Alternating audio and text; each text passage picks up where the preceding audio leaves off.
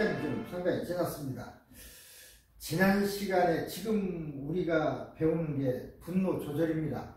분노는 어디에서 오는가는 가장 기본적인, 분노를 무조건 조절한다고 뭐 화내지 마라 한다고 해서 되는 게 아니고, 화의 근원이 무엇인가를 알아서 먼저 그걸 이해하고 그 화의 근원이 되는 그 부분을 우리가 뭐 상담이나 도움이나 이런 걸 줌으로써 그런 상태에 이르지 않도록 해야 되겠죠.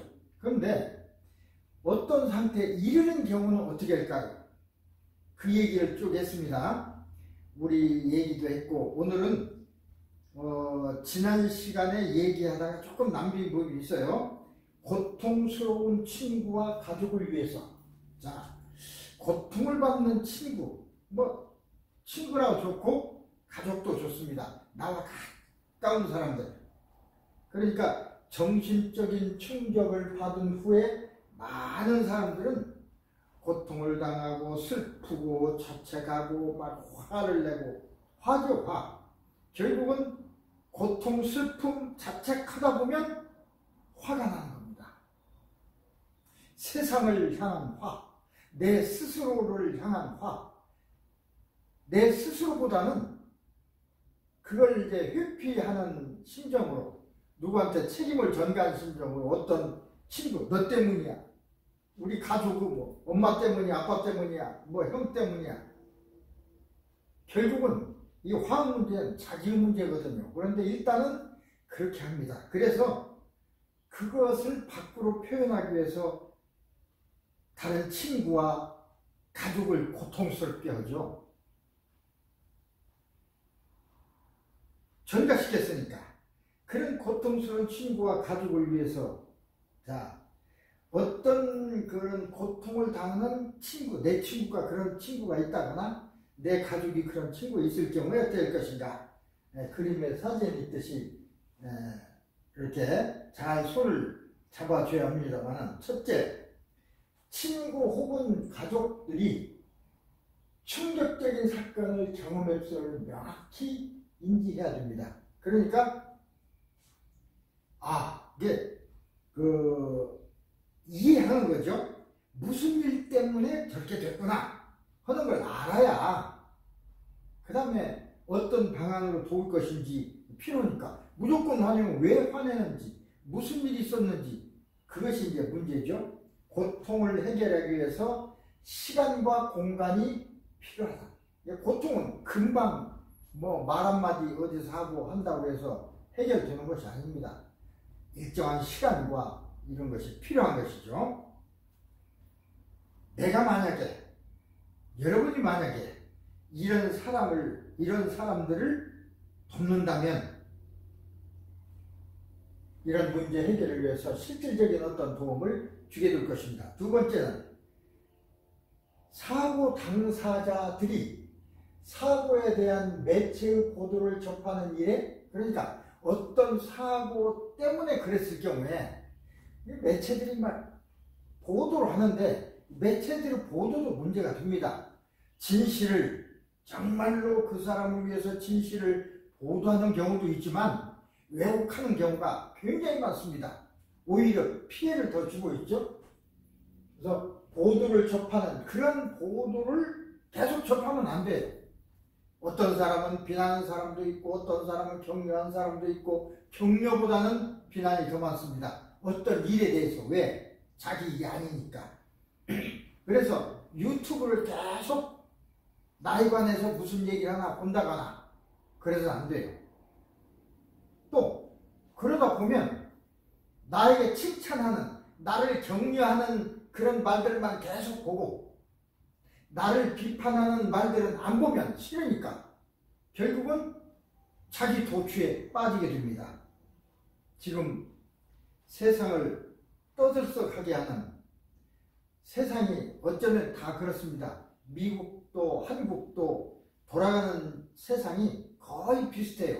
이 시대가 그런지도 모르겠습니다. 자기 도취에 빠져서 지도자들이 자기 도취에 빠져 있다는 것이 큰 문제입니다.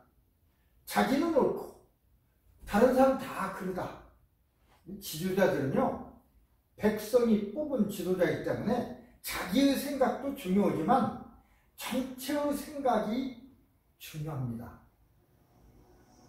전체의 생각이 그러다 하더라도 그 전체의 생각을 올바르게 바꿀 수 있도록 돕는 시간과 역할이 필요하지, 부셔버리려고 해서는 안 돼. 내가 오르니까 너희들 안 돼.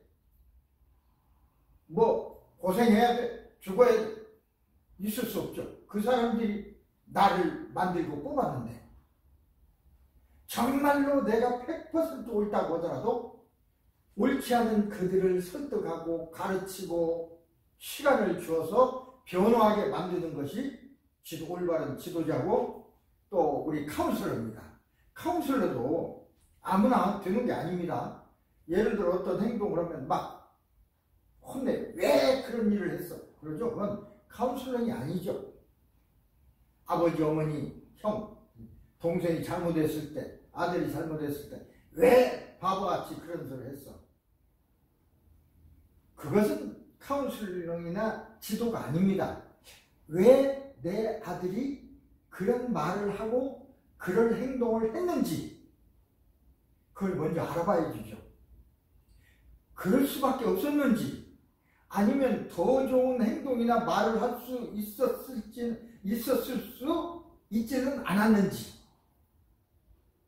그럴 수밖에 없었다면 이해해줘야 돼요. 그리고 더 나은 발달을 위해서 또 그 나름대로 지도를 해야 되고 카운슬링을 해야 되고, 만약 잘못됐다면 네가 이런 점에 있어서는 잘못된 것 같다. 또 어떻게 생각하냐. 시간을 가지고 막 화났을 때 그걸 지적하면 받아들이지 않죠.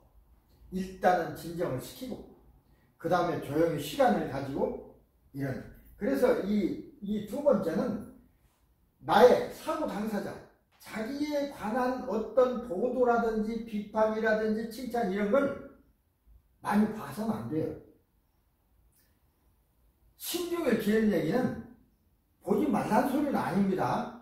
너무나 그걸 많이 봐도 안 되고 적절하게, 어떤 비판도 있구나, 어떤 점은 잘했다고도 하는구나, 이 정도 선에서 이제 끝나야지. 나를 비판하는 건 이것들 안 된 거야, 이거 안 봐. 나를 칭찬하는 것들은 봐. 야, 당신 잘합니다. 뭐 격려합니다. 때려 부십시오. 그런 것에 몰입되면 안 됩니다. 그래서 그러면 판단이 다를 수 있거든요. 반복되는 뉴스 속보를 끊임없이 봐야 할 필요가 없도록, 그러니까 적당한 중요한 뉴스를 파악해서 요약해서 전해주는 게 좋습니다. 세 번째, 충분한 휴식. 일단 휴식을 해야 돼요. 긴장 이완, 규칙적인 운동과 식사를 통해서 뭘 먹는 것도 상당히 중요해요. 예를 들어서 어떤 슬픈 일이나 긴장된 일이 있을 때 우리 보통 어떻게 합니까? 화를 막 내고 올 적에 우리 보통 어떻게 합니까? 이럴. 자, 시원한 코크 물 한 잔 마셔. 먼저 물 한 잔 마시고 시원한 찬물을 줘야 됩니다. 그때. 왜? 화는 양기가, 이제 동양 쪽으로 얘기하면 양기가 막 위로 떠가지고 머리로 올라와서 여기를 흔들고 있거든요. 그 양기를 가라앉혀야 됩니다. 양기는 제일 무서운 게 한기입니다. 찬 것을 만나면 죽거나 가라앉습니다. 그래서 찬물 또는 찬 음료수를 한 잔 주면 이거부터 먹어. 벌컥 마시고 나서 시원하. 그 순간 시원해지는 순간 양기가 죽습니다. 화나던 게 죽습니다. 화란 양기입니다. 양의 기운. 그게 좀 죽어요. 내가 좀 화를 너무 냈나? 막 이렇게 해도 되고, 야, 어쩌다 그렇게 됐어? 왜 그래? 내가 도와줄 일 없어? 이렇게 이제 그때 얘기를 하는 거죠.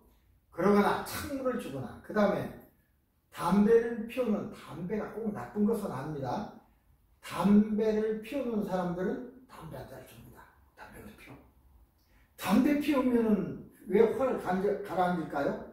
담배를 피워서 화를 가라앉는 게 아니라 심호, 담배를 피우게, 물론 연기를 마십니다만 심호, 호흡을 깊게 해서 내 배틈으로 해서 마음이 안정되고 양기가 가라앉습니다. 그냥 해도 돼요. 운동선수나 한테 뛰어왔을 때는 옆 잡고 숨 쉬라고 그러죠. 운동선수한테 그러죠. 그건 화나서가 아니라 그냥 기운이 올라왔을 때 막 땀이 나고 정신없죠. 심호흡 시키면 가라앉습니다. 화도 마찬가지입니다.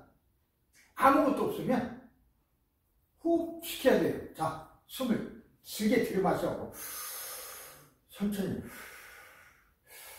몇 번만 하면 호흡이 가장 마음을 가라앉히는 중요한 방법 중에 하나입니다. 우리 최면에서도 이런 심호흡을 시킵니다. 최면에 들어가기 전에 심호흡을 3번 내지 5번 시킵니다. 그러면 마음이 차분해지면서 조용한 명상 속으로, 최면 속으로 들어갈 수 있게 됩니다. 어쨌든 그런 방법이 있죠. 이게 먹는 거, 뭐 식사하는 것도 괜찮아요. 자, 우리 밥 먹고 하자. 밥을 다 먹고 배부르고 밥 먹는 동안 양기가 내려가다 보면 또 여기서 소화를 시키려면 여기에 기운이 필요하니까 여기로 올라갔던 기운이 아래로 내려옵니다. 그래서 식사를 하거나 이런 것들은 그냥 화를 진정시키는데 굉장히 도움이 됩니다. 격려하는 것 중요하죠. 네가 잘했어가 아닙니다. 우선 좀 앉아보고 어떤 일이 있는 거야? 내가 도와줄 일 있어? 이렇게 해야죠. 좋은 일은 잘했다고 하지만 나쁜 일은 격려하면 안 되죠. 그죠? 그래서 항상 이 격려라는 말은 그런 의미로 사용하는 거지 무조건 격려 그렇게 하라는 뜻이 아닙니다. 담배를 끊고 커피 술을 줄이거나 끊는 것을 돕는 것도 괜찮아요. 여기서는 이제 담배를 끊고 커피 술을 줄이거나 끊는 것, 이 소리는 금방 제가 담배 한 대 피우게 하고 커피 한 잔 마시게 하고 술도 한 잔 마시게 하고 하는 건 막 양기가 올랐을 때 그건 괜찮습니다. 그런데 여기서 얘기는 그것 때문에 화나는 것 때문에 계속 담배를 피우는 사람이 있어. 화나는 것 때문에 계속 죽커피를 마시고 있어. 화난다고 술을 그냥 혼자 계속 마시고 있어. 그러면 끊게 해야죠.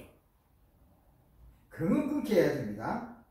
그게 끊게 하는 것도 그냥 먹지 마. 그런 것보다는 자, 나도 한 잔 줘. 예를 들어서 술을 마실 때 막 한 병을 들고 마시고 있어요. 야, 너무 마시지 말고 나도 한 잔 줘. 술병을 슬며시 뺏으면서 나도 한 잔 먹어야지 하고 한 잔 따로서 놓고 술병을 다른 데 놓고 그 다음 얘기를 하는 것입니다. 그 끊는 순간이 조금 있잖아요. 그 순간 좀 화가 가라앉거든요.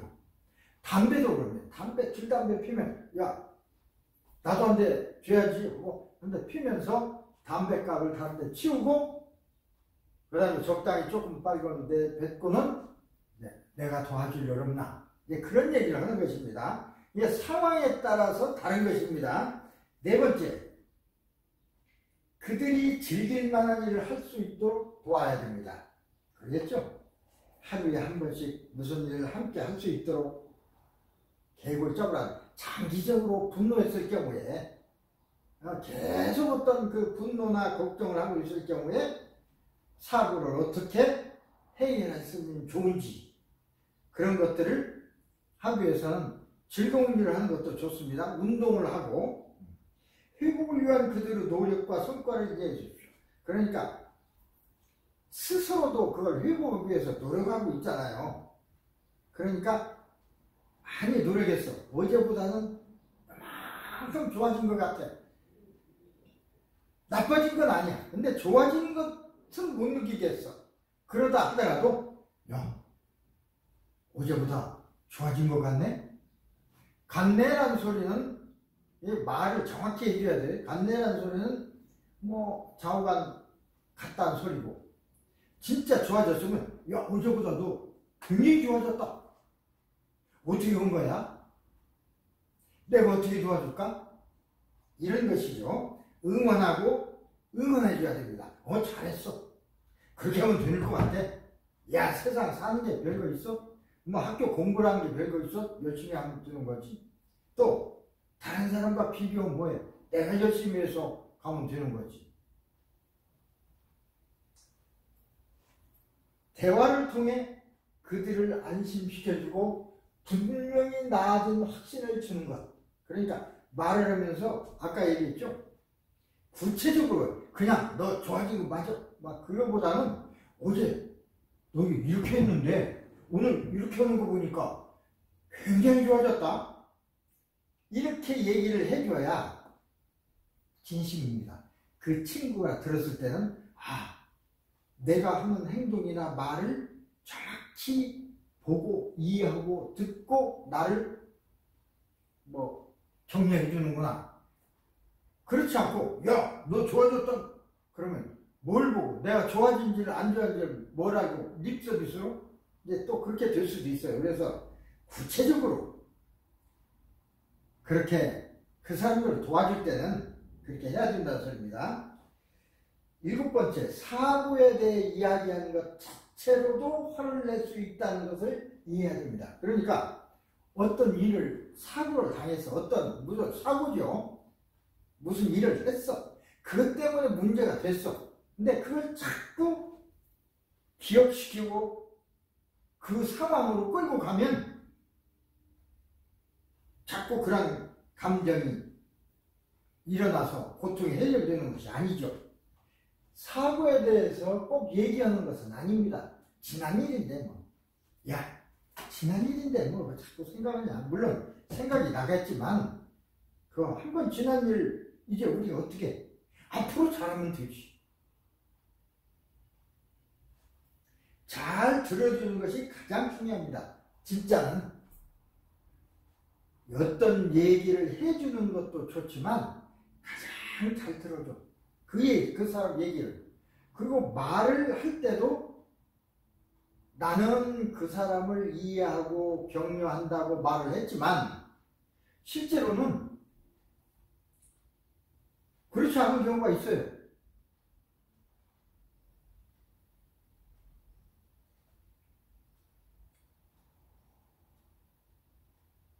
내 의도와는 달리 괜히 나 와서 내 화를 돋구네? 그럴 수도 있어요. 그러니까 피해야 할 말, 해야 할 말을 잘 구분해야 됩니다. 차라리 피해야 할 말을 한다면 안 하는 게 좋아요. 안 하는 게 좋죠. 오히려 카운슬링이 아니고 화를 더 돋구는 일이 되니까. 옳은 이야기. 그러니까 정답이 어떤 것인지는 좌우간 확실하게 모르지만 중요한 것은 피하는 것이 좋다는 것입니다. 막연한 위로만 이것도 진정이 아닌 거예요. 예를 들어 야 너 뭐 심정이 어떤지 또 나 다 알아. 그냥 괜찮을 거야.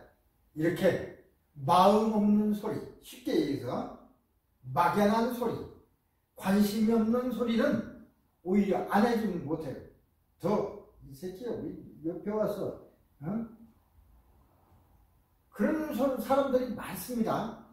진정이 하려면 그 사람의 뜻을 이해하고 그 사람의 생각을 잘 들어보고 그 사람의 생각에 대한 그 위로말 이런 것이 필요하죠. 비관적인 말을 굳이 할 필요는 없습니다. 비관적이라는 건 힘든 말. 야, 참 이런 일은 견디기가 정말로 쉽지 않은데 너 어떡하냐?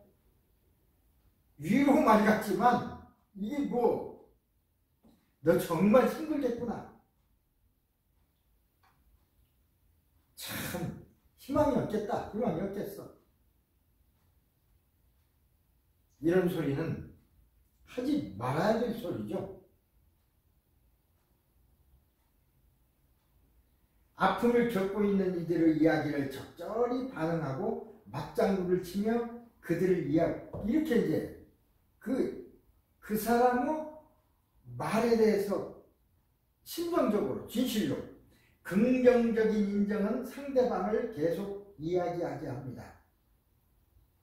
그래서 그 사람의 아픔을 겪고 있는 이 얘기를 잘 들어주고, 아 그랬구나, 난 몰랐네, 아 그렇게 심했어, 그런데 이렇게 잘 견디고 있는 거야?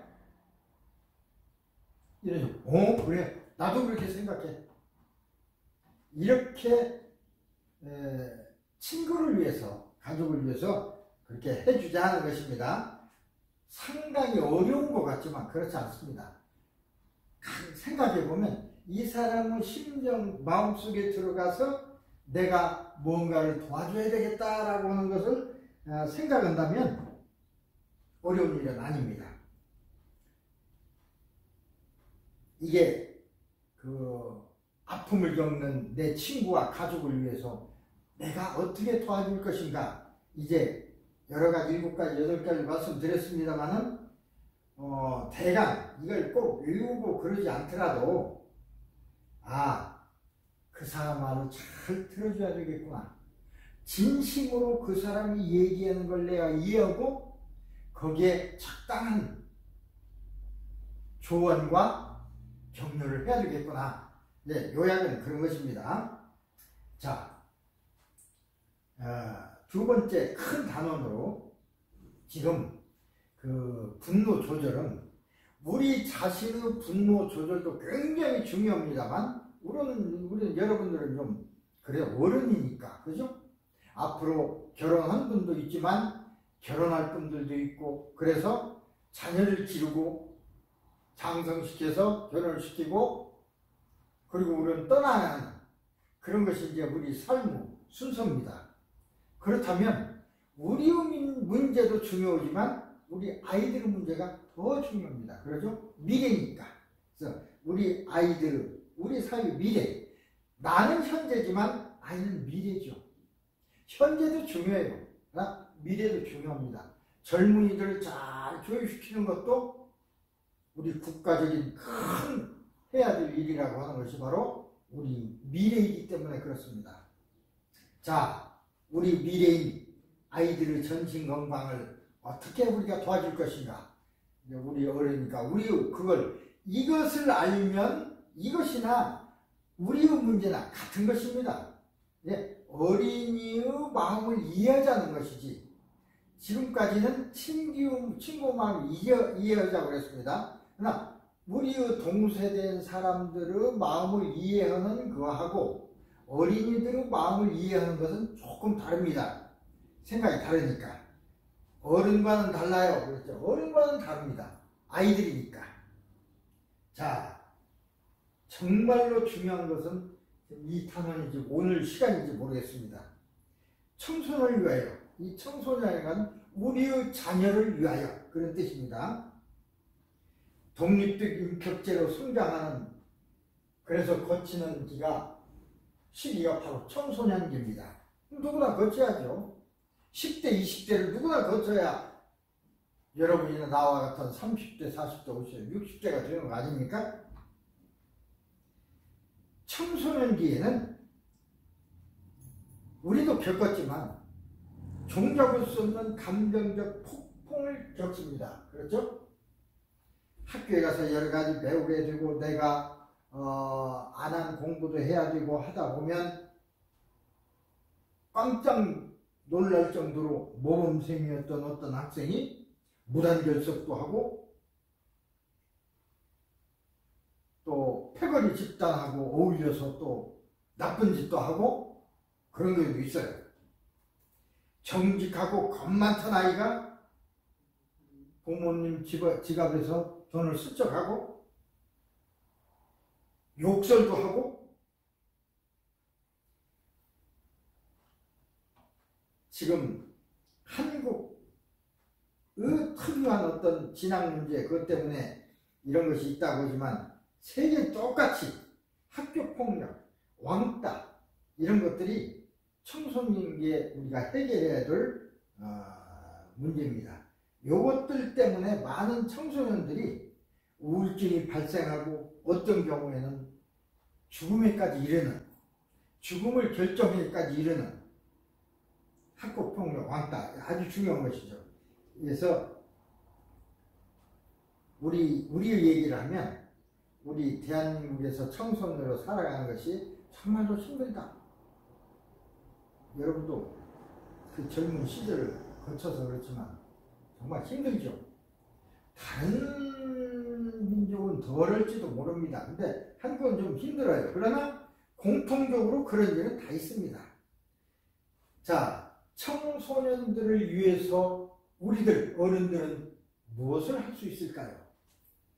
몇 가지 생각을 해봅니다.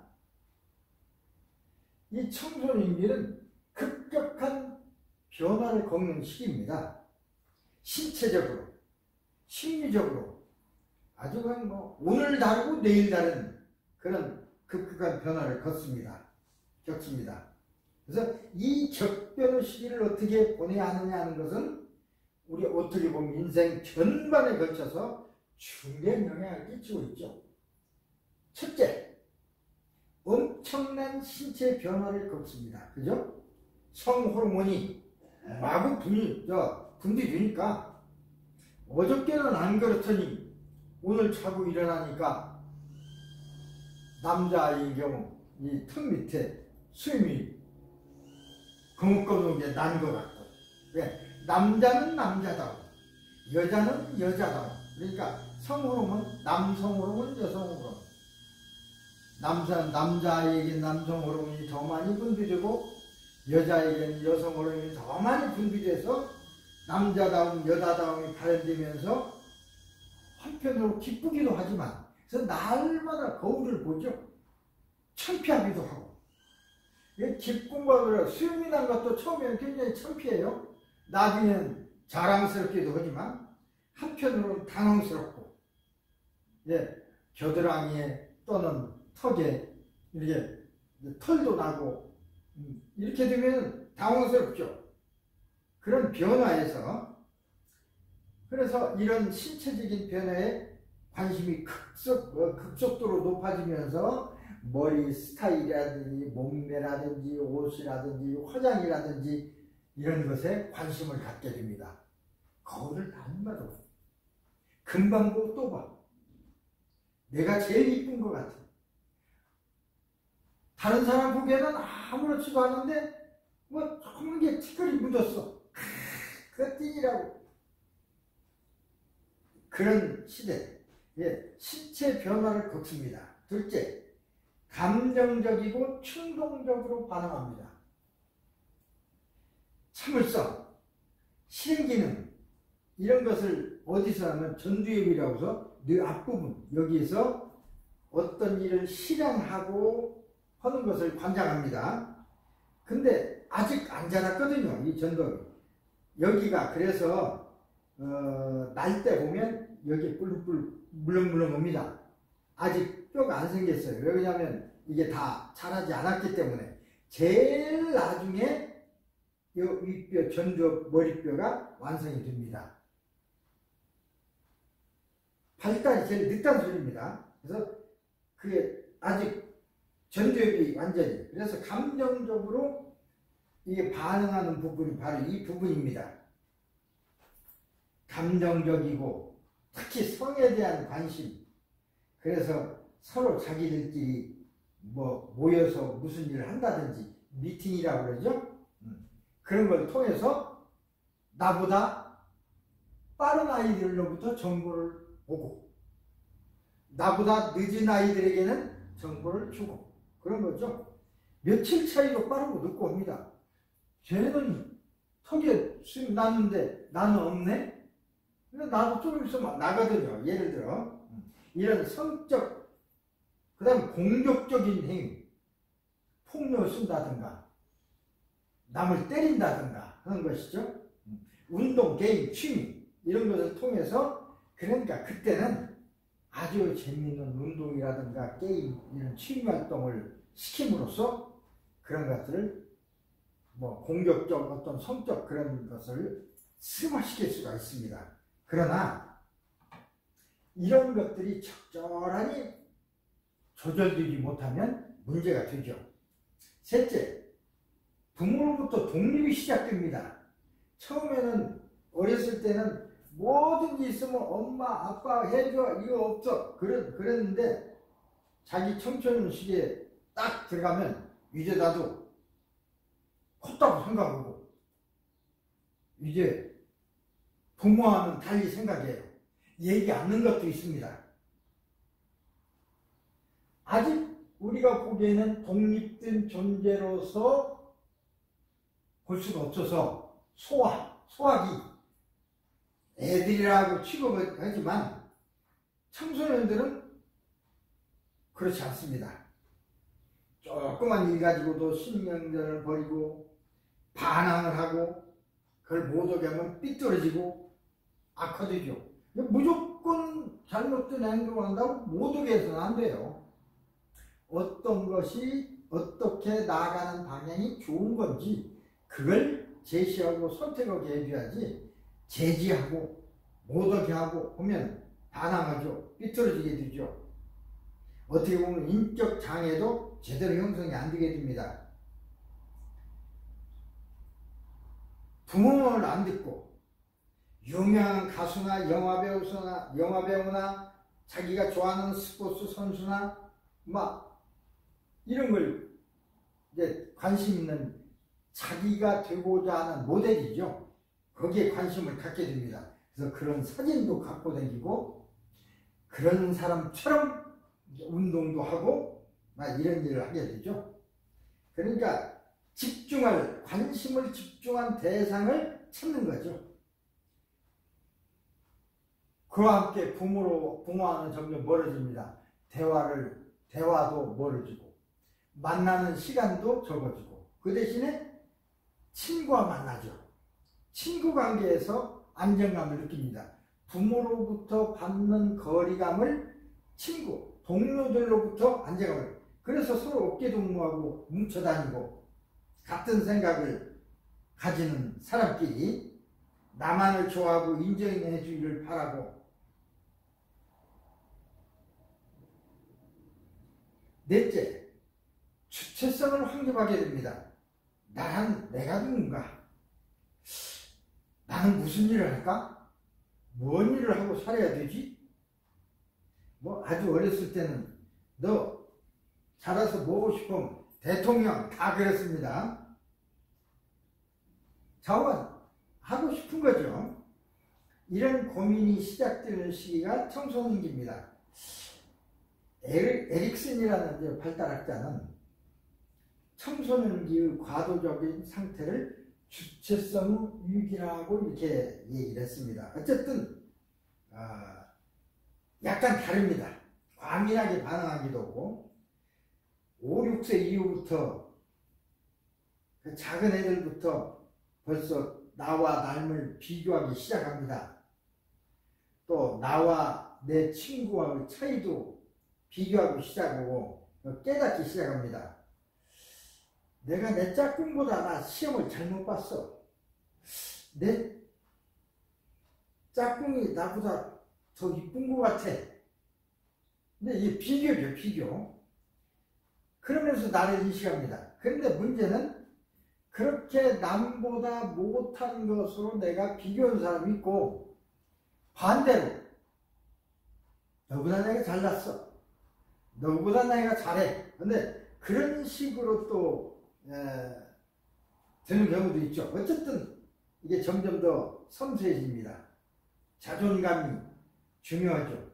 신체적인 약점, 얼굴형, 다리 길이, 몸 날씬하고 어쩌는 이런 거 보통은 남들 눈에는 평범한 것인데도 그들에게는 아주 특수한 것이죠. 쉽게 상처를 받을 수 있는 거죠. 너는 왜 그래? 내가 먼저 시간에 초등학교 때 어렸을 때 신체 검사하면서 선생님한테 지적받았다는 소리를 씻지 않고 왔다고, 지금도 창피하다고, 그 선생님 얼굴이 지금도 환히, 눈 감으면 환히 나타나요. 그러한 것은 그때 얼마나, 물론 잘못하고 창피한 일이죠. 그러나 그걸 지도하는 선생님이 지금은 그렇게 하시면 안 됩니다. 공개적으로 그렇게 해서는 안 되죠. 아무개야, 너 오늘 신체검사 있는 거 몰랐었구나. 아유, 내가 미리 지난주에 얘기했는데 이게 잘못 들었구나. 아니면 내가 한 번 더 얘기해 줄걸. 아유, 내가 미안하다. 그러면 오히려 선생님한테 고맙고 더 미안할 거예요. 반대로. 이 새끼, 그렇게 얘기하니까 그 기억이 50년이 지난 지금, 50년이 뭡니까? 60년이 지난 지금도 그 기억이 있습니다. 그러니까 어른들로서 어떻게 청소년을 대해야 할지, 그런 거 하면 나에게 굉장한 어떤 격려를 주신 분이 있었어요. 예를 들어서 그때는 굉장히 사람들이 다 가난했습니다. 나만 가난한 게 아니고. 그런데 그 학교에서도 과외 수업을 이제 했어요. 중학교라고 하는데 과외 수업을 받으려면 과외로 돈을 내야 하는데 나는 낼 힘이 없었습니다. 그때 당시에. 근데 이제 선생님이 공부 잘한 애가 단 과외 수업 받는데 안 받으니까 그때 당시, 지금도 이름도 기억해요. 그분은 얼굴도 환해. 지금 뭐 돌아가셨겠지만 우리 집에 찾아왔어요. 그래서 아버지하고 이제 막걸리 잔을 이렇게 기울이면서 상처 안 가게, 내가 저는 진짜 앞으로 큰 그것이 될 사람인데 지금 애들 공부하고 있는 거 그거 너무나 그거 말고 보내세요. 제가 데리러 왔습니다. 그래서 그 과외를 공부하긴 했어요. 그냥 했죠. 근데 지금 생각하면 그 선생님 때문에 내가 오늘날 이 자리에 있는지도 모릅니다. 아까 대조적이야. 야만 생생해. 그렇다고 보면 이제 우리는 어린아이들에게, 청소년들에게 어떻게 해야 될 것인가. 물론 지역에 좋게 남기 위해서 노력해라, 그 뜻은 아닙니다. 그러나 그들을 이해하고 적절한 그런 격려를 해줌으로써 잘 자라도록 그렇게 해야 되겠죠. 두 번째는 청소년들이 원하는 것이 무엇인가, 그걸 좀 생각해야 되겠습니다. 그들이 원하는 것이 무엇인가. 내가 부모로서, 형제로서, 친척으로서 내가 원하는 게 아니고 그들이 원하는 것, 그게 중요하죠. 내가 원하는 대로 시키면 안 돼요. 반항하고 말도 안 듣고 절대로 서열에 따라서 평가하지 말아야 됩니다. 누구는 네 친구 누구는 잘하는데 너는 왜 그러냐. 대개 부모들 그렇게 잘해요. 절대 그거 안 됩니다. 그 친구는 그 친구대로 특성이 있고 할 일이 있고 능력이 있고, 내 아들은 내 아들대로의 그것은 잘못하지만 다른 건 더 잘할 수도 있잖아요. 왜 그런 것을 그렇게 비교합니까? 서열에 따라서. 그러니까 그게 줄 세우기나 같은 거죠. 어떻게 보면 내 아들은 너는 이 세상에 하나밖에 없는 귀한 존재다. 너는 이런 점을 잘할 수 있어. 그런 거죠. 그걸 각인시켜줘야 돼요. 다 잘할 수 있는 건 없죠. 멘토이면서 지지자가 되어줄 수 있는 가족이 필요합니다. 멘토라는 건 어떤 일이 있을 적에 그걸 상의하고 도움을 얻고 하는 분이 꼭 있어야 돼요. 그런 사람이 되어 주어야 됩니다. 예를 들어 아버지가 멘토가 된다면 무슨 일이 있으면 아버지한테, 아빠한테 쫓아갑니다. 아빠, 이거 어떻게 하면 돼? 오늘 이런 일이 있었는데 내 친구 아이가 이렇게 얘기하는데 나는 어떻게 해야 돼? 그건 멘토로서 자기를 지지할 수 있는 사람이기 때문에 하는 겁니다. 만약에 내가 얘기했는데도 아버지가 들은 척도 안 하거나 그런 역할을 못하면 안 가죠. 아빠한테 얘기해봐 소용없는데 뭐. 어머니한테도 마찬가지입니다. 청소년기는 늘 불안정하죠. 그러니까 의존하고 독립하기를 원하지만 한편으로는 의존하고 싶기도 합니다. 누군가에게는 의지하고 누군가에게는 묻고 누군가에게는 나의 어떤 행동 지침, 삶의 지침을 받고 싶어 합니다.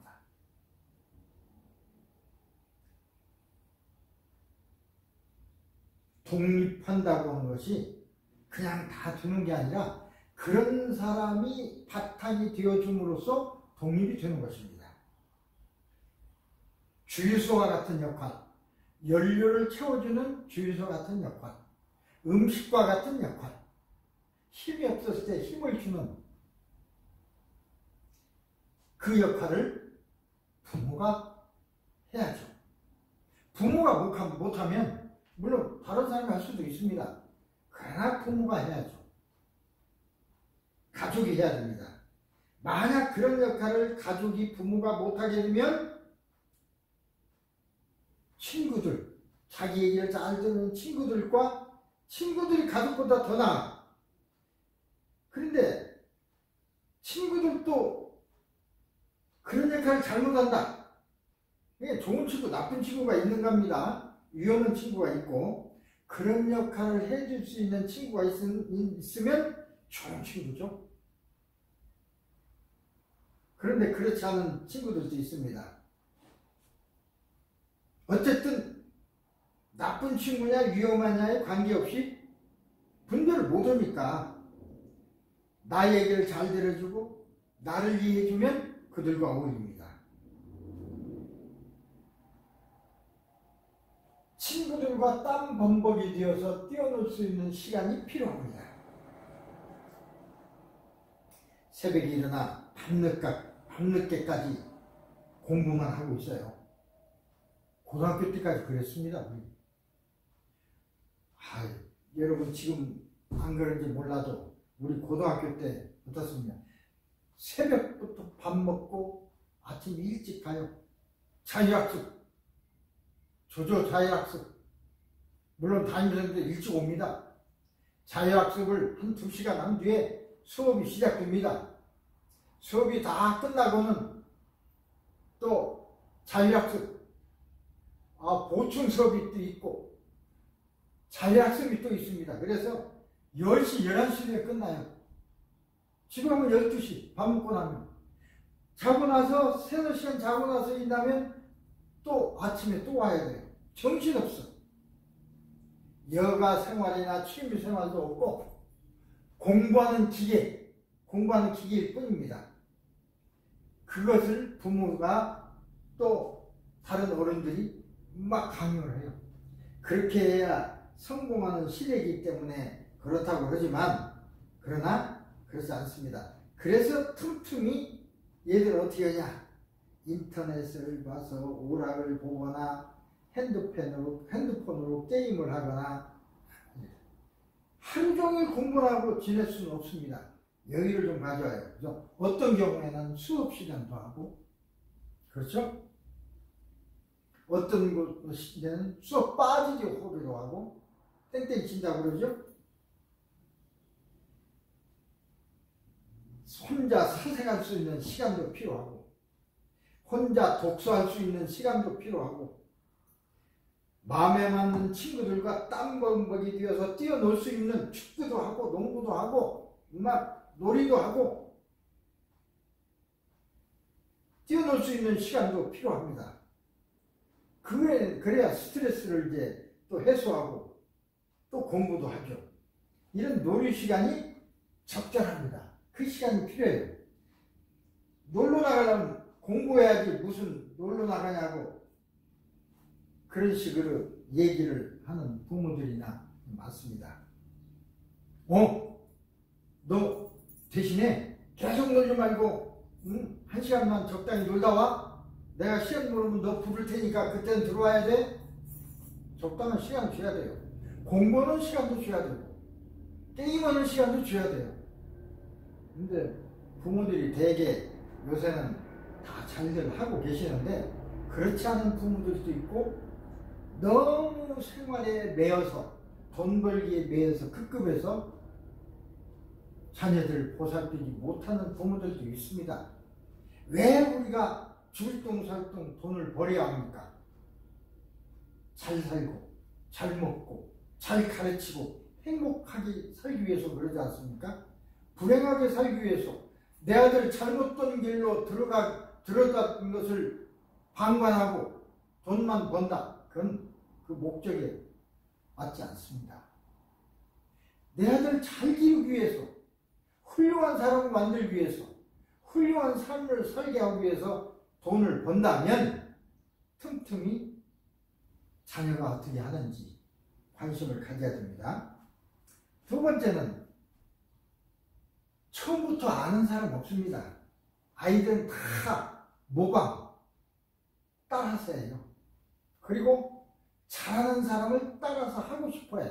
이게 동경이죠. 따라서 하고 싶어 하는 걸 동경이라고 하고, 모방도 따라서 하는 거죠. 그대로 친구 모방. 나보다 잘하는 거 있으면, 내가 못하는 것을 저 친구가 하고 있으면 그대로 따라하는 거. 여기 등골 브레이크라는 말이 있습니다. 요새 그런 소리 하는데, 명품을 사기 위해서 부모 등골을 휴게한다 해서, 그러니까 청소년들이 명품에 꽂혀 있는 애들이 많아요. 또 그런 애들이 있습니다. 옆에 있는 애들이 어떤 부모가 아주 이쁜 뭘 사준 말이야. 그게 좋죠. 명품이니까. 우리 아빠가 사줬어. 나도 갖고 싶죠. 그러니까 집에 와서 야, 내 친구 누구는 이것도 가졌어. 나도 갖고 싶어. 돈이 안 많이 해야지. 예를 들어. 그래도 기 안 죽이려고 그걸 사주느라고 그냥 등골이 휩니다. 그래서 이제 철없는 청소년을 가리켜서 등골 브레이크라고 그렇게 얘기하기도 합니다. 등골 빼먹는다고.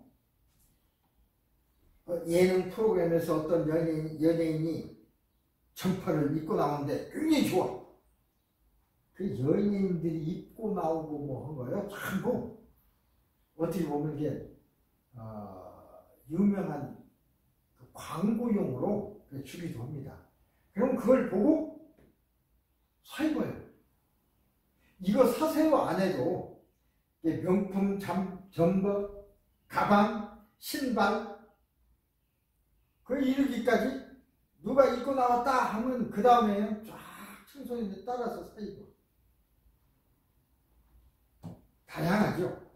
유행에 민감합니다. 청소년은. 그래서 장사하는 사람들이 이런 것을 다 캐치하고 또 그런 방향으로 장사하는 사람이 또 돈 벌려고 하니까 그 청소년들이 어떻게 되든 말든 돈을 벌기 급급한데, 그러나 돈을 번다 하더라도 그 번 돈의 일부를 청소년 교육에 써야 됩니다. 청소년 옷가게에서 청소년들의 눈을 현혹시켜서 돈을 많이 벌었다면 그중 일부는 청소년의 올바른 교육 발달을 위해서 쓰도록 기부해야 됩니다. 그런 문화가 있어야 돼요. 그런데 그냥 그렇지 않은 사람이 더 많죠. 어쨌든 그게 필요합니다. 왜 명품이고, 왜 명품은 어떤 의미가 있고, 청소년들은 명품을 왜 선호하게 되는가? 이것은 꼭 자기가 필요해서 뿐만이 아니고 여러 가지 이유가 있습니다. 첫째, 자아 정체감을 확립하는 청소년기에, 그러니까 명품 선호 현상에 대해서 알아보면 이게 청소년기의 시기의 특징입니다. 특징. 우리 청소년기를 먼저 얘기했던가요? 질풍노도 시기라고 했습니다. 스탠리 우리 칭한 용어인데, 아동도 아니고 성인도 아니고 어린이도 아니고 성인도 아닌 그게 청소년이야. 이게 갈등과 혼돈을 겸하고 있는 중간층이죠. 우리가 얘기하는 청소년기. 어린이도 아닙니다. 그렇다고 어른도 아닙니다. 거친 바람과 환한 파도처럼 감정의 변화가 심한 청소년기. 특징을 단적으로 드러내주는 말이 질풍노도 시기. 그렇죠? 또 인터넷에 요새 많이 퍼져 있더라고요. 중2병. 중학교 1학년 때는 그런데 중학교 2학년 정도 되면 이제 사춘기에 들어가면서 여러 가지 현상이 생겨나요. 자신은 남과 다르다. 남보다 우월하다. 이런 착각에 빠져서 허세를 부리는 청소년들이 많습니다. 그걸 중2병이라고 해요. 자연스럽게 나타나는 어떤 사춘기 특징, 반항, 멋부리기. 그것과 함께 중2병도 역시 특징입니다. 자아 형성 과정에서 겪는 어려움이라는 소리입니다. 자아 정체감 확립이 필요합니다. 나는 누구인가? 나를 찾아내는 일. 그것이 필요한데, 그러려면 남과 내가 어떻게 다른가? 나는 남과 어떻게 다르고 어떤 사람인가? 나의 개성을 중시하고 이런 그런 어떤 자중심적인 그런 것이 나타나는 것이 우리 청소년의 특징입니다. 두 번째는 명품으로 특별함을 드러내려고 합니다. 그러니까 특별한 것을 나타내려고 하는 것이 청소년의 필연적인 특징인데, 그 특별함을 명품으로 나타내려고 해요. 그러니까 사실은 나의 능력이나 이런 걸로 나타내면 좋은데, 그렇지 않은 사람들이 많으니까 명품으로, 겉모습을 통해서 자기의 개성을 나타내야 하고 싶습니다. 하고 싶어해요. 자기에 관해서 잘 모르니까, 내가 어떤 사람이고 내가 어떤 특수한 사람이고 내가 다른 사람보다 어떻게 특별한지를 모르니까 명품을 통해서, 옷을 통해서, 어떤 경우에는 또래들끼리 같은 옷을 입죠. 집단의 정체감을 드러내기 위해서 셔츠를, 똑같은 셔츠를 입어. 그러면 우리 한 동아리야, 패거리야. 그 사람들 친하고, 그 옷 안 입은 사람들하고는 좀 다르고, 우리는 같은 이 동아리라고 하는 것을 뻐기고, 이 집단 정체감, 이런 것들이 이제 많이, 또래 집단에서는 많이 일어나죠. 특별함을 나타내고 싶어 합니다. 그러니까 명품, 웬만한 사람은 가질 수 없는 어떤 명품, 희소성 있는 특별한 것들, 그것을 내가 가짐으로써 내가 특별하다는 걸 나타내고 싶어 하는 거죠. 그러니까 겉으로 나타나는 브랜드가 자신의 가치를 나타내는 것이라고 생각합니다. 이렇게 자라온 청소년들은 어른이 돼서도 꼭 그렇게 해요. 사실은 머릿속에 든 것도 없고, 죄송합니다만 예를 들어 학문적으로나 또는 어떤 품격으로는 아주 안 된 사람이, 낮은 사람이 옷을 그래서 잘 입고 명품 가방을 메고, 그렇다고 명품 가방 들고 옷을 잘 입었다고 그 사람의 품격이 높을 수도 있지만 높습니까? 그렇지 않은 경우가 더 많을 수도 있어요. 겉모습으로 자기를 치장하는 거예요. 근데 사실은 품격이 알차고 높은 사람은 겉모습에는 별것이 없습니다. 별것이 없어요. 어떤 사람은 청바지 그걸 헌 걸 껴입고 다니지만 인격으로 굉장한 사람도 있습니다. 오히려 그런 걸 입어도 인격적으로 성스러운 사람은 창피하거나 그러질 않아요. 그러니까 그런 걸 입을 수 있죠. 세 번째는 이 명품 선호 현상, 이것은 사회 책임이라고 볼 수 있습니다. 사회 책임. 사회적 분위기를 바꿔야 됩니다. 사실은 어쩌면 이거 우리들 어른들의 책임입니다. 청소는 심리적인 아주 못된 바람직고 하지 못한 것이다 라고만 하기에는 그렇지 않습니다. 그 하나가 부모들의 자식 귀족화. 무슨 뜻인지 아시겠죠? 내 자식만을 최고로 키우고자 하는 마음. 부유층, 보통 부유층이 그렇습니다. 부유층들이 자식에게는 최고급 명품 백을 사주고 명품 옷을 사주고 자동차를 사주고, 그래서 명품 선호 현상을 부추깁니다. 감사합니다. 이게 어른들의 책임이죠. 게다가 마케팅 시장에서는 이런 명품 선호 현상을 더 부추겨서 선전을 막 합니다. 잇 브랜드라고 그러죠. 잇 브랜드, 잇 브랜드. 예, 청소년들이 선호하는 브랜드를 잇 브랜드라고 합니다. 지금 그런 상품 회사들이 돈을 많이 벌고 있습니다. 성장하고 있습니다. 이 제품을 사지 않으면, 이 제품을 사서 입지 않으면, 이 제품을 가지고 있지 않으면 또래에서 소외될 거야. 우리도 다 가지고 있는데, 누구 그러죠? 자녀들이. 내 친구들 다 가지고 있어. 나도 사줘. 그러죠? 내 친구들 다 가지고 있는데 나만 안 가지고 있으면 소외되죠. 소외시켜버립니다. 그러니까 또 부모는 사줘야 되고 등골 메이커. 그래서 선전을 제게 이 제품은 여러분 모두가 부러워하는 사람으로 만들어줄 것입니다 라고 선전을 하는 것입니다. 청소년의 심리를 자극하는 아주 바람직하지 못한 메시지 전략이라고 볼 수가 있습니다.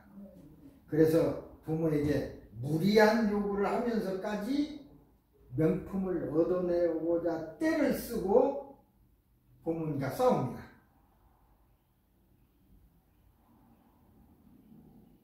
열등감을 해소하기 위해서 그렇게 눈물 나는 투정을 하는 걸 보면 그것이 다 우리 사회의 책임입니다. 우리 사회를 이끌어가는 어른들의 책임입니다.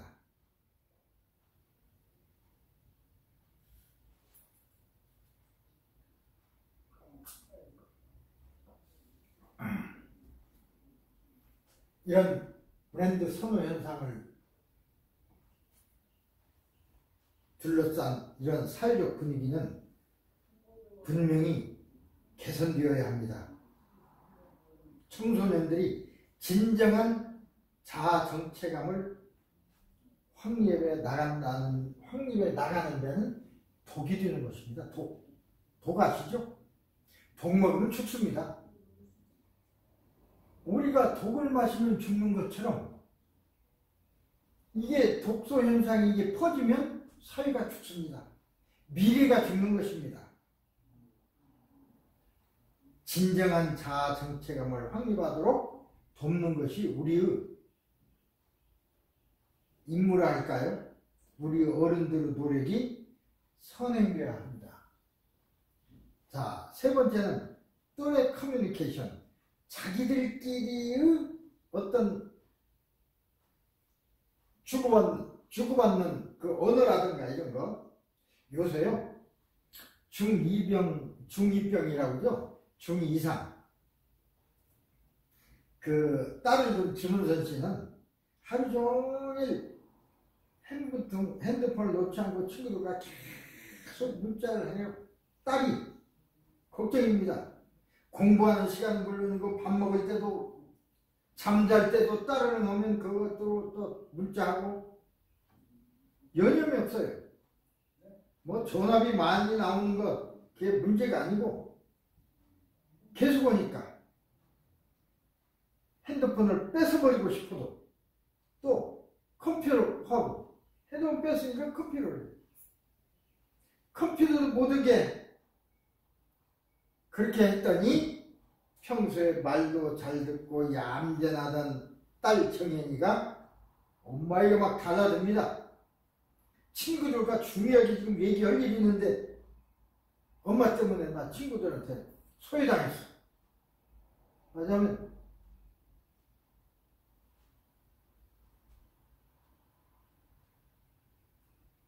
무슨 일이냐고 엄마가 물어봐도 엄마는 몰라도 돼.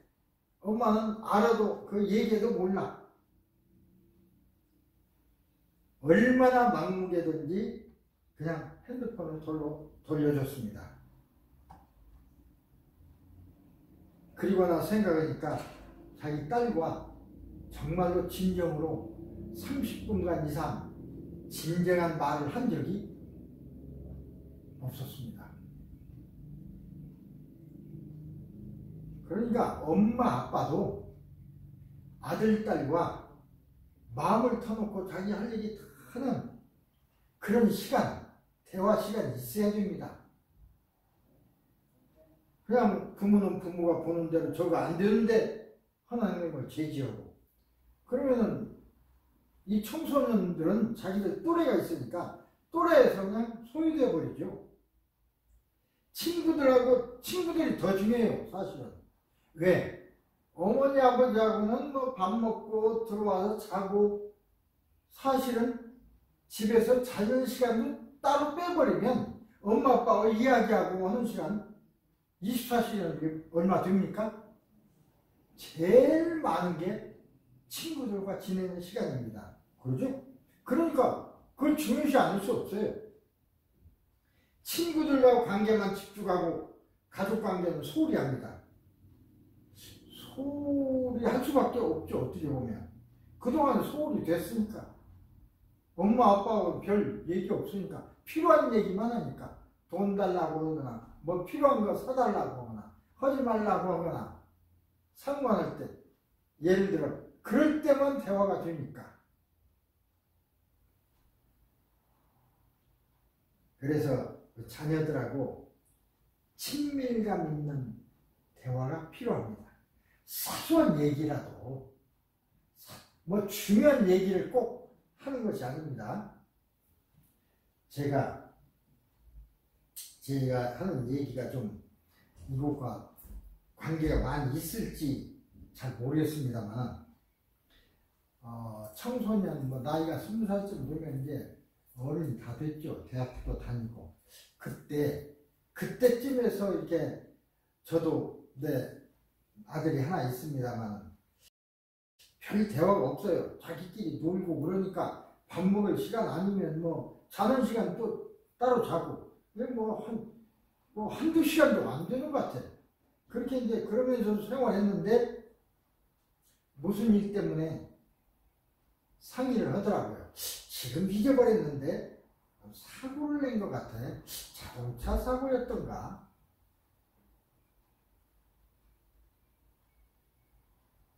아빠 뭐 어쩌고 얘기하더라고요. 잘 들어보니까 그래.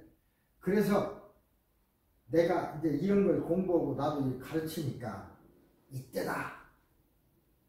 이때다 하고 다들 잘 들어보고 그래? 그런 일 해결은 너 혼자 할 수 없어. 아빠가 해야 돼. 아버지, 그래서 아버지가 있는 거 아니야. 너는 걱정 하나 할 거 없어. 내가 해줄 테니까. 대신에 똑같은 일이 일어나지 않도록 이걸로부터 배우고 다시는 또 그런 일이 일어나지 않도록 그것만 잘해. 걱정 마라. 난 아빠가 다 할 테니까. 이런 식으로 얘기했습니다. 놀랍게도 물론 그 뒤부터 계속 말을 오래 하는 건 아니지만 조그만 일도 지금도 상의합니다. 조그만 거리가 있어도 상의를 해요. 나도 진지하게 또 들어줍니다. 예를 들어 요새는 어떤 직장에 다니는데 승진하는데 시험 친다든지, 시험을 쳤는데 됐다든지 안 됐다든지, 돼서 인터뷰를 언제 한다든지, 인터뷰를 어떻게 했다든지, 사실 얘기 안 해도 될 일이거든요. 소송을 얘기해요. 그러면 그런 얘기 하려고 딱 들어오면 내가 하던 컴퓨터 딱 스톱시키고 정면으로 쳐다보고 얘기합니다. 나로서는 별로 중요하지 않아. 사실은. 그런데도 눈을 반짝거리면서 그렇게 해야 됩니다. 그래야 진지한 예화가 되죠. 그리고 내가 진심으로 그 아들을 위해서 또 얘기해주고, 너무 걱정 마라. 너는 잘 될 거야. 이런 일이 잘 되고 있어. 라든가, 그렇게 얘기를, 대화를 계속해 나가니까 제가 이걸 가르친다고 해서 또 다 하는 건 아닙니다. 그래서 이런 걸 얘기하고 늘 얘기하니까 나는 그런 어떤 기회가 오면 활용하려고 애를 씁니다. 여러분도 그래서 이 공부를 해야 됩니다. 그래서 아들과 아버지와 관계가 긴밀해지고, 보통 일도 상의하고 그러니까 얼마나 좋습니까? 만약에 내가 그 당시에 바보처럼 그렇게 일을 했어 라고 내가 했더라면 지금 사소한 얘기 나한테 하겠습니까? 않죠. 아버지한테 잃지 않죠. 말도 안 할 거예요. 지가 어떻게 해결하거나 하지. 물론 자기가 해결한다 하더라도 지금은 얘기를 하죠. 얘기조차 않을 거야 아마. 그 한 번의 기회가, 나는 지금 그때 그 한 번의 말 몇 마디가 지금도 그래요. 내가 그때 너무나 잘했어. 너 내 스스로 칭찬합니다. 너 그때 너무나 잘한 거야. 청소는 그렇습니다. 확장된 관계 속에서 사회성을 익히고 자아개념을 확립합니다. 언어 능력, 인지 능력인 거죠. 무리 형성, 이런 얘기 잘 읽어보세요. 두 번째는 왕따. 이게 왕따라는 문제가 중요하죠. 관계의 존중. 왕따라는 또래에서 소외되는 것이 왕따죠. 그러니까 또래끼리는 이제 어떤 커뮤니케이션이 있는데 거기서 소외되는 부작용. 친구들 여러 명이 있는데 나만 따로 시키고 저희들끼리만 놀고 얘기하고 그러면 그게 좋겠습니까? 그래서 심하면 죽을 생각도 하고 그래요. 그래서 커뮤니케이션이 굉장히 중요합니다. 또래 커뮤니케이션에서 가장 중요한 게 왕따. 또 어떤 애들은 의도적으로 왕따를 시키려고 해요. 자기가 싫어하는 애는 왕따 시키려고 해요. 이런 문제가 굉장히 중요합니다. 또래의 커뮤니케이션이라는 게, 그래서 소외된 청소년들은 이 시기에 친밀감을 통해 만들어진 자아개념, 자기확정 등이 약해지게 됩니다.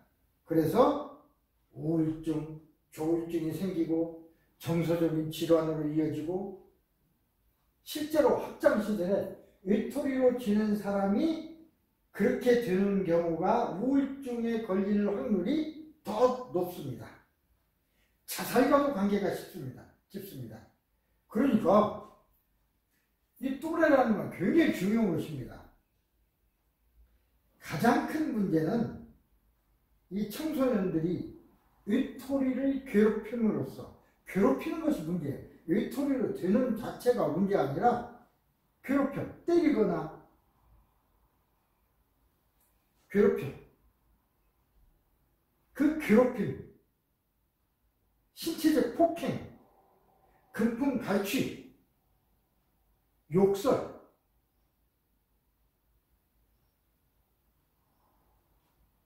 서슴없이 저지릅니다. 이 집단이 이제 문제가 되기도 하죠. 또한 청소년들의 커뮤니케이션 방식이나 언어 등이 우리 기성세대와는 좀 다릅니다.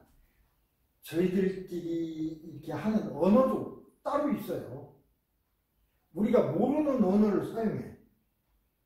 인터넷이나 전화, 카톡이나 뭐 SNS 이런 걸 이용해서 자신들만의 언어를 사용함으로써, 그러니까 또래만의 언어가 또 따로 있습니다.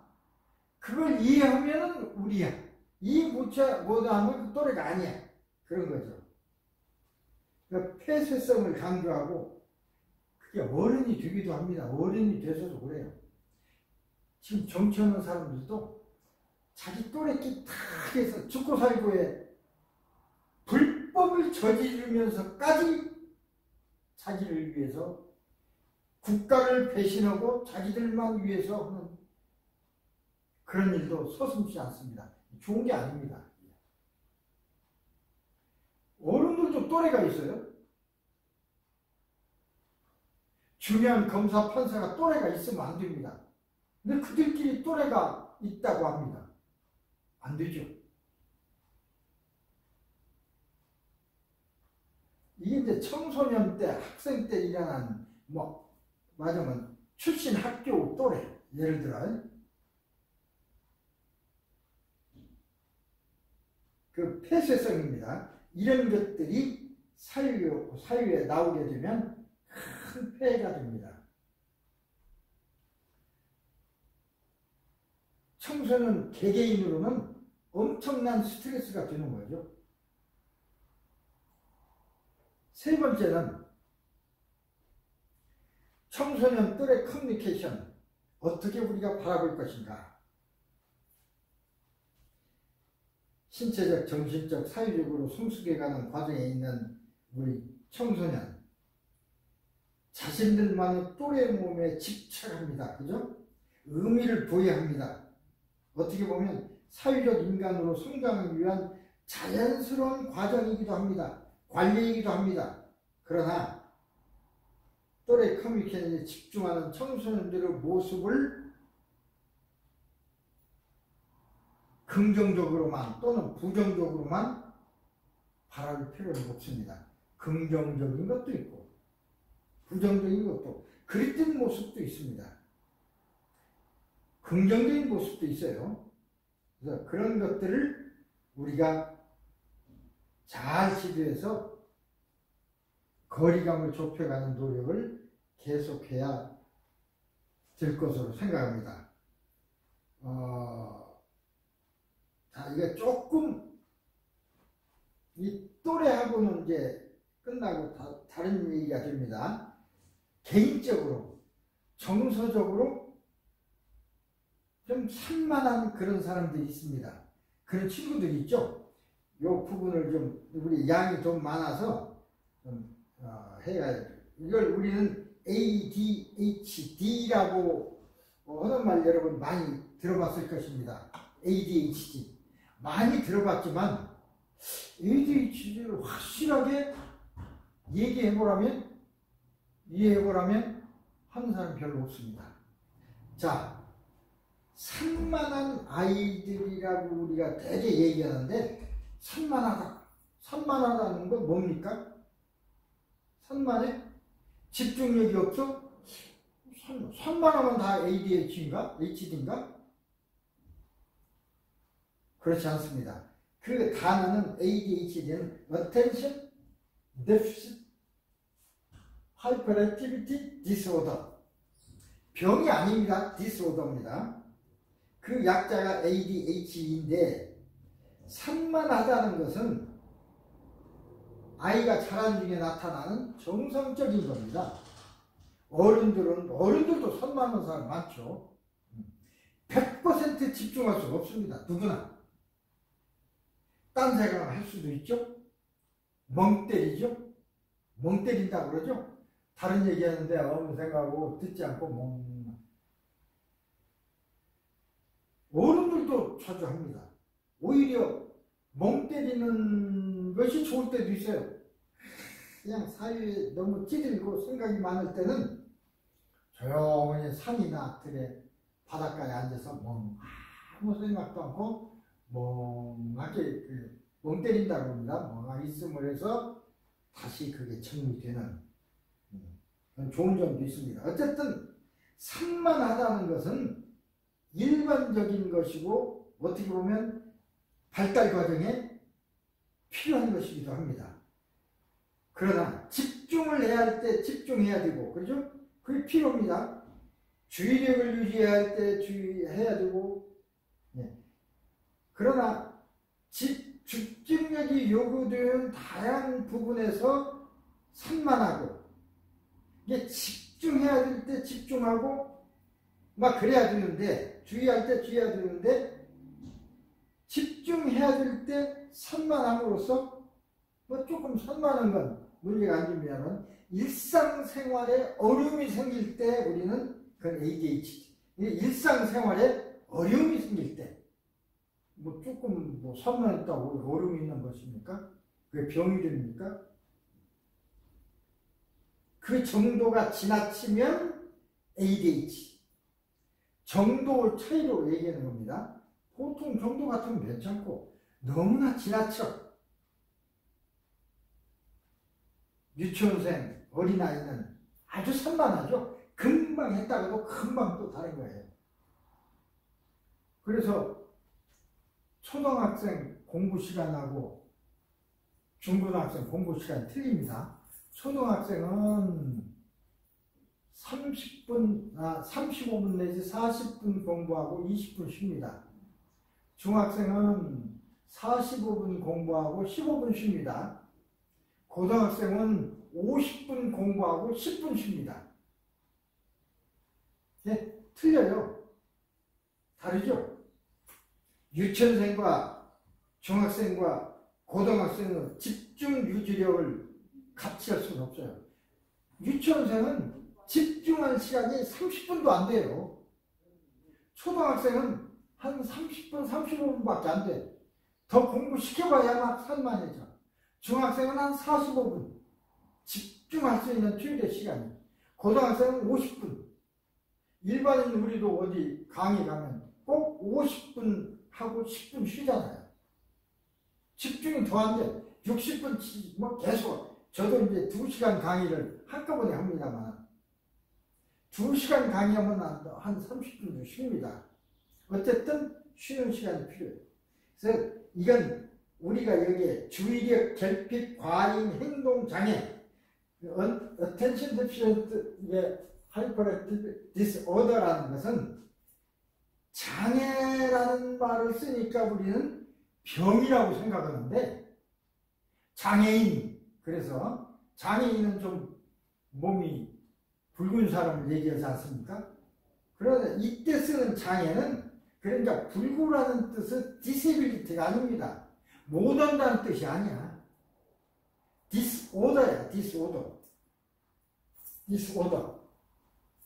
우리가 장애라고 말은 행동장애, 주의력 결핍 과잉 행동장애라고 장애라는 말 쓰지만 병이 아니라 그런 질환이다. 그런 뜻입니다. 그러니까 그런 어떤 행동이 있다. 병이 아닙니다.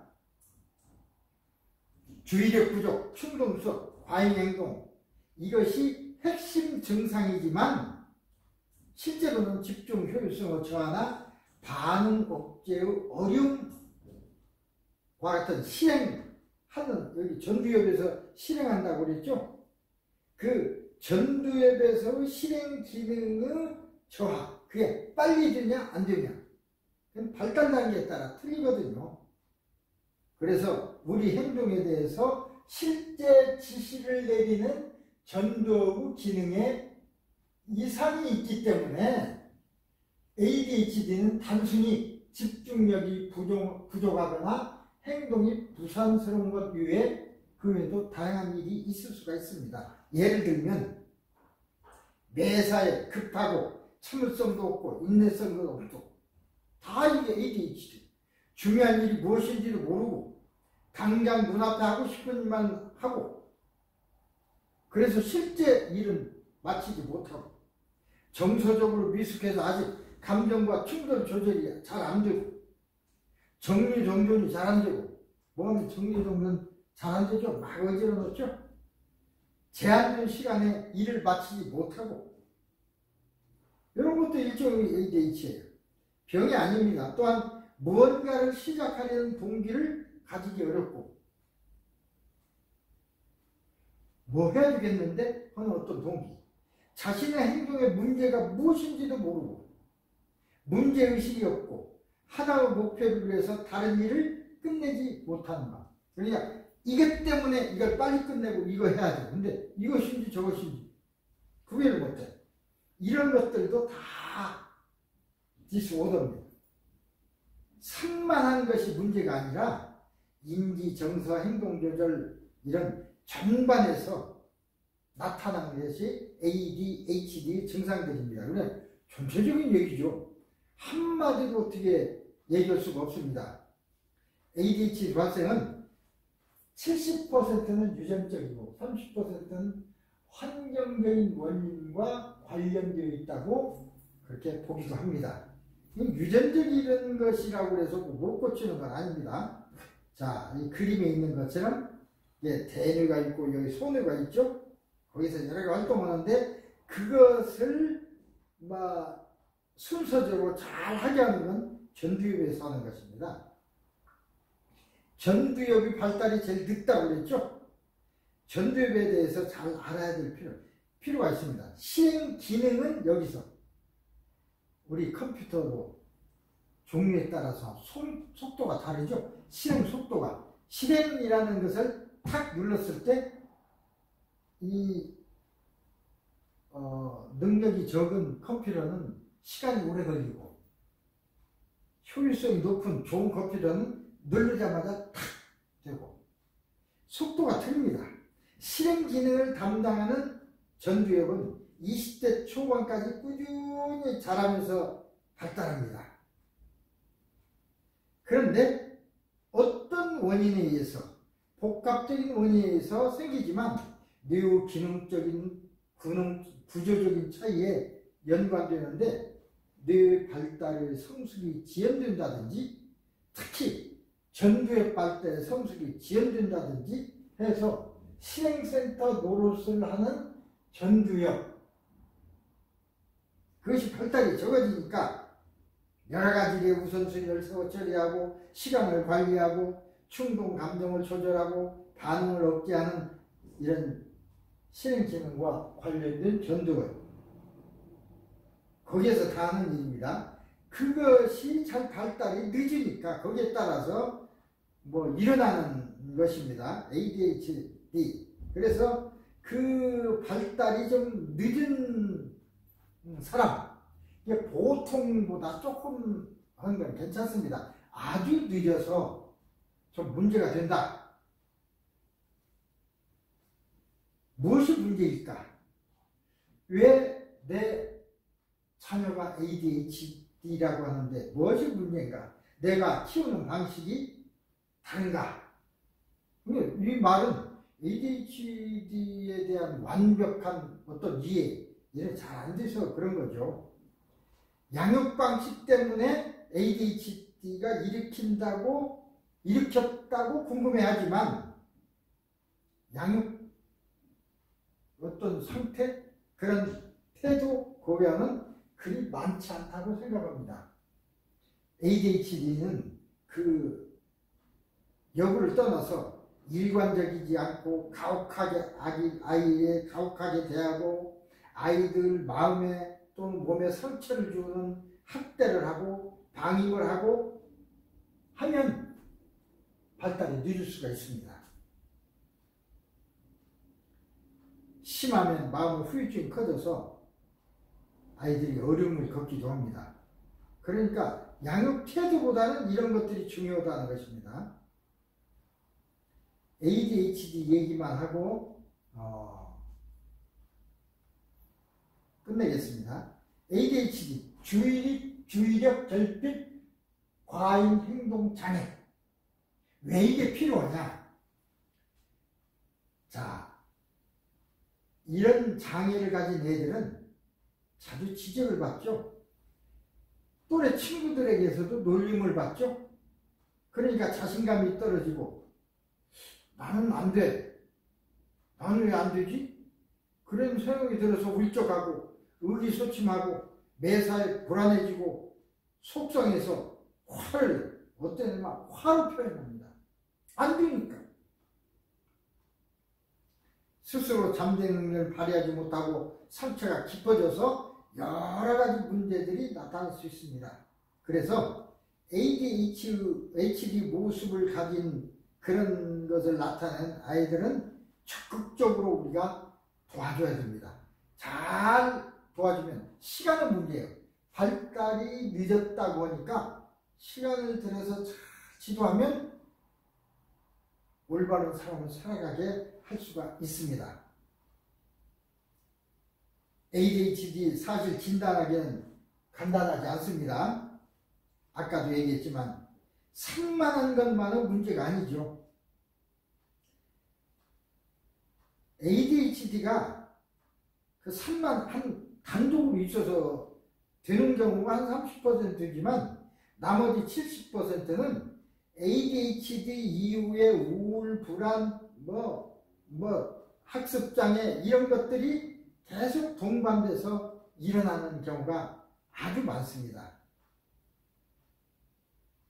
집중력 떨어지는 것도 다양한 원인이 있어서 그렇죠. 그래서 다음 시간에는 이 ADHD에 관해서 집중적으로 더 우리가 이해를 해야 이런 장애를 가진 아이들, 어쩌면은 잘 나가는 제대로 잘 발달하는 청소년들 더 잘 발달하게 하는 것도 중요하지만 이렇게 좀 발달이 늦은 아이들을 우리가 잘 치료해 주는 것도 우리 사회를 위해서 굉장히 중요한 일이라고 생각됩니다.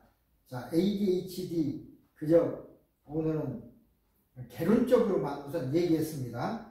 이것을 우리가 어떻게 치료하고 어떻게 할 것인가